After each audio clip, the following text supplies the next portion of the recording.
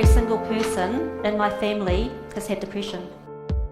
My parents broke up when I was young, and I remember one day when I was staying at my father's, he took me to one side and he very calmly and matter-of-factly told me that he was going to take his own life, that he was going to kill himself. And then he very calmly asked me, was there anything of his that I would like him to leave me? And my little eyes lit up, and I said, oh, can I have a stereo? But then one morning, the consequences of what he told me hit. My mother found me crying in my room. She phoned my father and gave him quite a blast for telling a child such a thing. My father never did kill himself, thankfully, but I have to smile looking back. And I think, poor man, I'm sure that wasn't the response he wanted.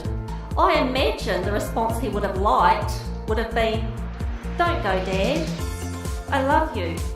I want you around. But I hadn't yet developed the skill of helping people to feel better about themselves. Just wanted to say how to thank Karen for that awesome speech.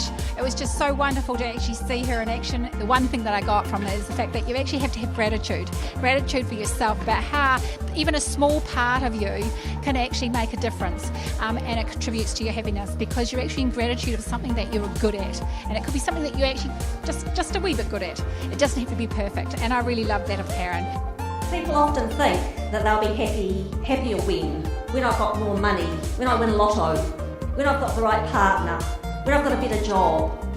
I think she spoke really well and she really brought across her passion, and with a series of stories was able to tell us how she helps and changes people's lives. We have a happiness set point, and no matter what life-changing event may occur, after a few months you will return to that set point.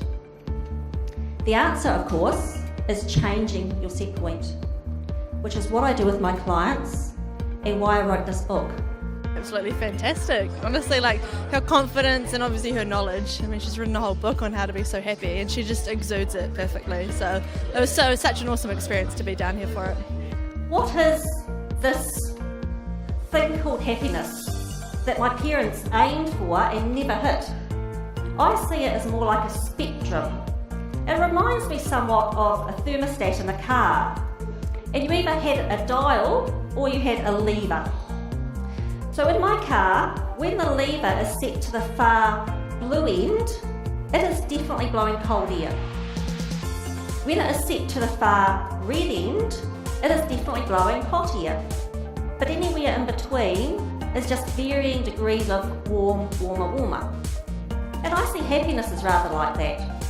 One day I'm happy, the next day I'm happier, the next day perhaps I'm less happy, but I'm still on the happiness spectrum. If my parents never learned how to be happy, how could they possibly teach me? And they didn't. In fact, that wasn't a skill that I learned until my 30s. It was an amazing presentation. Karen did extremely well.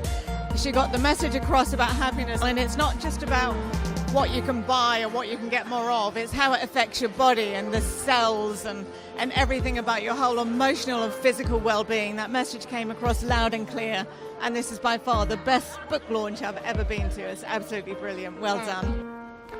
I said in the beginning that every single person in my family has had depression, and that includes me. When I was in my early 20s, I went to the doctors because I was unwell, and he told me I had depression. No, I said, you're misunderstanding, I'm not well. He said to me, you're not well because you have depression.